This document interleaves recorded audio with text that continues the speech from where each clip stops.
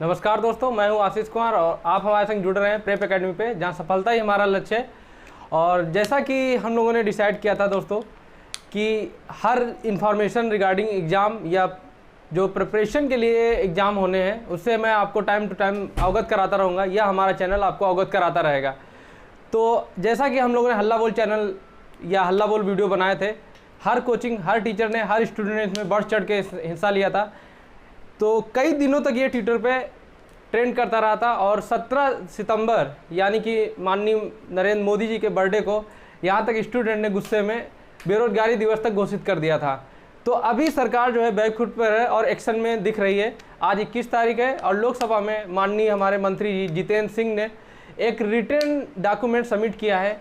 जी हाँ, ये डॉक्यूमेंट जो है कोई नई घोषणाएँ नहीं है, कोई चुनावी उल्लेख नहीं है, ये सीधा आपसे और हमसे रिलेटेड है कि जो हमने आपको बताया था एनआरए यानी कि नेशनल रिक्रूटमेंट एजेंसी, और उसके तहत जो होने वाला एग्ज़ाम है सीएट, ठीक है, इसके रिगार्डिंग एक डॉक्यूमेंट सबमिट किया गया है जिसमें साफ साफ बताया गया है कि अगले साल सितंबर 2021 से इसके एग्ज़ाम होंगे। ठीक है, आप, और ये कोई चुनावी घोषणा नहीं है, ये रिटर्न में हमारे मंत्री जी जितेंद्र सिंह ने इसको सबमिट किया है आज लोकसभा में। ठीक है, तो आप साफ तौर पे देख सकते हैं कि सरकार जो है अभी एग्ज़ाम्स को लेके सीरियस हो गई है और युवाओं और बेरोजगारी का स्तर इस तरह से बढ़ रहा है, उसके लिए सरकार भी अब कमर कस चुकी है। और आप जिस तरह से गवर्नमेंट डिसीजन लेती है, आप ये तो जान ही चुके होंगे कि एक बार अगर डिसीजन ले लिया गया तो उसका इम्प्लीमेंट होना कहीं ना कहीं 90%, 90 to 95% तक सक्सेस ही होता है कि वो डिसीजन इम्प्लीमेंट होगा ही होगा।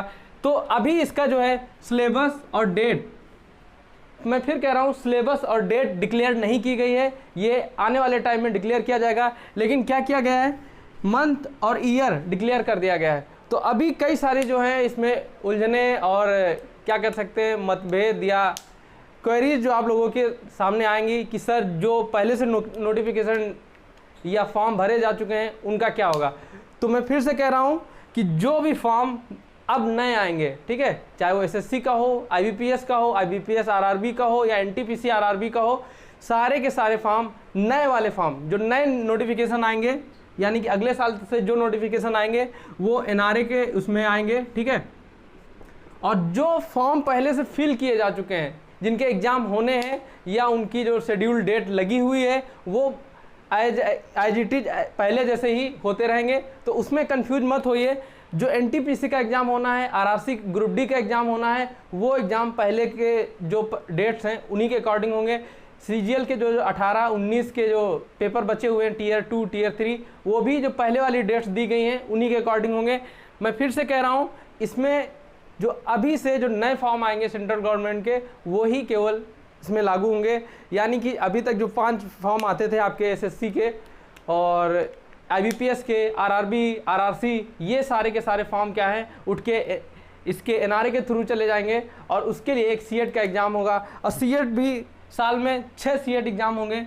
6 सीएट किस तरह से होंगे, देखिए, 10th क्लास लेवल के लिए जो कैंडिडेट 10th पास है उससे रिलेटेड जो वैकेंसी होगी उसका सीएट अलग होगा। ठीक है, 12th क्लास के लेवल का अलग होगा। और ये हमारा जो ग्रेजुएशन लेवल का होता था, जो हमारे ग्रेजुएट कैंडिडेट होते थे, जैसे सीजीएल में होता था, एसएससी सीजीएल में, उस तरह के एक अलग होगा। अब साल में 2 एनआरसी होने हैं, मतलब 2 सीएट होने हैं, तो कुल जो है 6 एग्ज़ाम होंगे।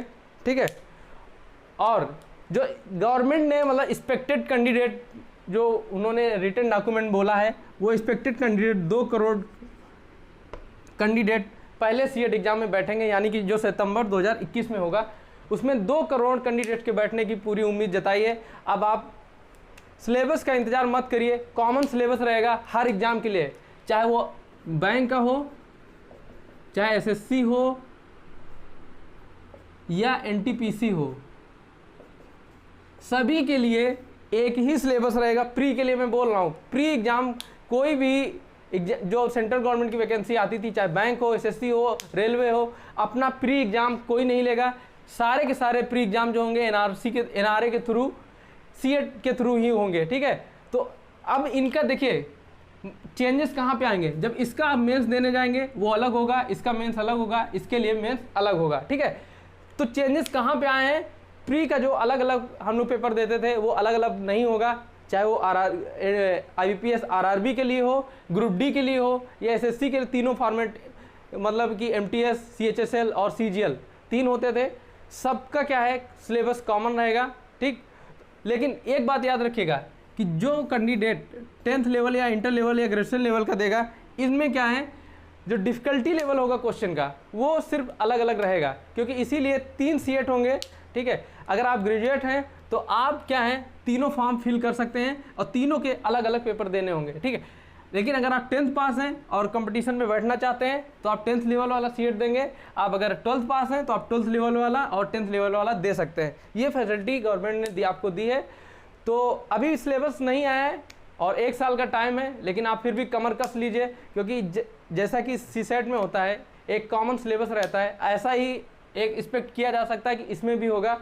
उतना डिफ़िकल्ट नहीं होगा, ना उतने अच्छे लेवल के क्वेश्चन होंगे, लेकिन फिर भी जैसा कि उम्मीद है कि सारे क्वेश्चन मतलब सारे जो सब्जेक्ट हैं एक ही में जो मतलब कॉमन सब्जेक्ट है। कॉमन सब्जेक्ट की बात करूं मैं तो आपके जैसे रीजनिंग हो गई, मैथ हो गई और साइंस पोर्शन में GS GK में डाल दूं, ठीक है, ये एक ही में कर देते हैं। और आपका करंट अफेयर, ये जो हर एग्जाम में लगभग पूछे ही जाते थे। और इंग्लिश हो सकता है इंग्लिश या हिंदी में ऑप्शन दे दें या हिंदी इंग्लिश दोनों दे दें, 25-25 नंबर के, कुछ कहा नहीं जा सकता।